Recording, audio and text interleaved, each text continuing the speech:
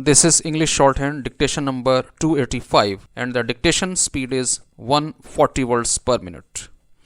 Ready? Start. In a significant order, the Supreme Court has maintained that education is not a business to earn profit. This order should set the ball rolling towards making education accessible to a large section of our able and aspiring youth who are at present unable to pursue certain courses of their choice because of the high fees. The Supreme Court made this observation while ruling that the tuition fee must always be affordable.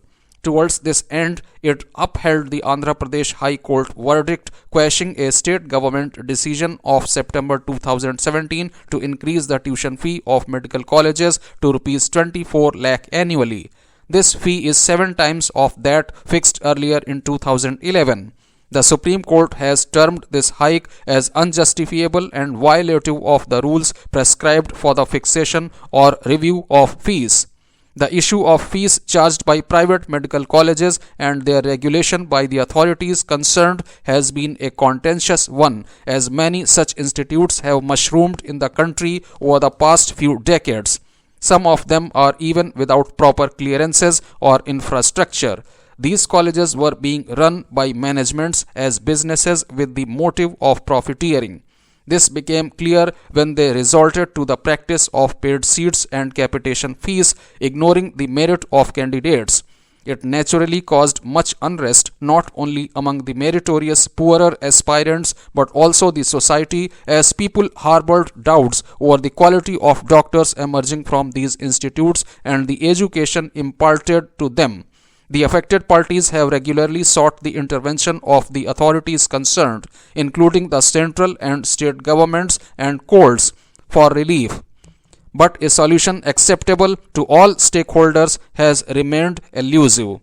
When Medical Council of India was abolished in September 2020 and replaced by a new regulatory authority called the National Medical Commission, it was touted as a historic reform for the medical education framework, as it promised to steer it towards a transparent, qualitative, and accountable system. But the ground situation is still plagued by controversies, right from the admission process to fee structure. The Supreme Court ruling provides a direction to the remedial steps needed. Amid the geopolitical tussle triggered by the Ukraine war, India and Russia have recorded significant growth in bilateral trade, underlining the strength and endurance of their time-tested ties.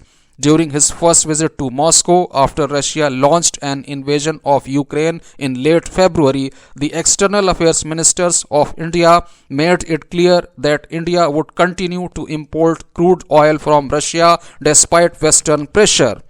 Russia became India's top oil supplier in October, overtaking traditional vendors Saudi Arabia and Iraq. The External Affairs Minister of India said at a joint media briefing with Russian Foreign Minister last week that it was New Delhi's fundamental obligation to ensure that Indian consumers had the best possible access to the most beneficial terms in international crude markets. India has rightly gone all out to safeguard its interests rather than toeing the line of Western powers during the ongoing energy crisis. It is not surprising that friendliness between India and Russia has not gone down well with the US. The US has said that it is committed to working with India on its transition away from Russia, adding that a number of countries have learned the hard way that Moscow is not a reliable source of energy or security. India, however, is in no mood to reduce its dependence on Russian oil and fertilizers. Instead, the two countries are looking to expand economic cooperation, especially in the energy sector. The US is welcome to cement its partnership with India in various sectors, but it is well advised not to dictate terms to the latter with regard to Russia. While setting its sights on an annual trade volume of $30 billion with Russia, India has indicated that it is not oblivious to the global headwinds.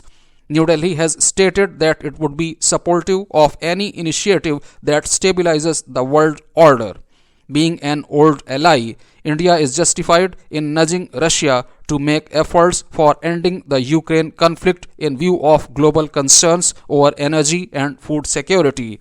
Another challenge is to make Russia more receptive to exports from India so as to reduce the growing trade deficit.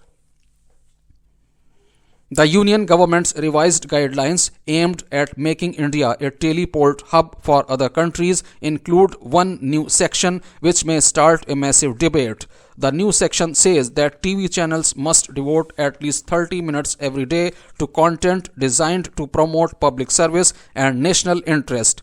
The cabinet has given its approval to guidelines that have made it obligatory for TV channels to telecast such content on 8 themes: education and spread of literacy, agriculture and rural development, health and family welfare, science and technology, welfare of women, welfare of the weaker sections of society, protection of environment and of cultural heritage, and national integration. According to the policy documents, airwaves or frequencies are public property and need to be used in the best interest of the society. Though the guidelines came into effect on the 9th of November, the Ministry of Information and Broadcasting has said that TV channels would be given time to conceptualize and create content on the 8 themes. The guidelines are binding on all channels except foreign ones and those devoted to wildlife and live telecast of sports. According to the ministry, in case any channel is found to be recalcitrant, an explanation will be sought from it. Prima facie, there seems little to fault in the choice of the 8 themes or even the advisory. After all, the idea of promoting national interest is unlikely to cause dissent. However, the real problem lies in the interpretation of the term national interest. For instance, each political party would claim to be working to secure the national interest, but their ideologies and methods would vary greatly. Obviously, the ruling dispensation will be the final arbiter of this loaded term and the contentious debate over it, and this could lead to punitive action against channels. The ministry must display flexibility and let it be just an advisory with no punitive action attached.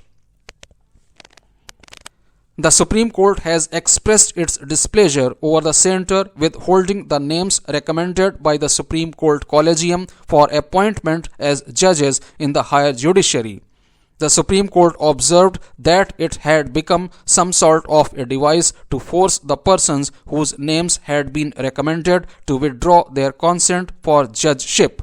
Notably, 11 cases cleared and reiterated by the Collegium are awaiting appointment. Some of them were cleared more than a year ago. One of them has taken back his assent for the post. As a result, the system has lost the opportunity of having eminent persons on the bench. It is not surprising that very few senior and distinguished members of the bar are ready to swap their flourishing legal practice for judgeship. These observations by the Supreme Court once again underscore the simmering conflict between the judiciary and the executive over the method of appointment, transfer, and elevation of High Court and Supreme Court judges. The Union Law Minister has been vocal about the National Judicial Appointment Commission. However, resorting to delaying tactics is not the way out. The government should deliberate on the issue properly and till a resolution acceptable to both parties is reached, it should honor the current system in place.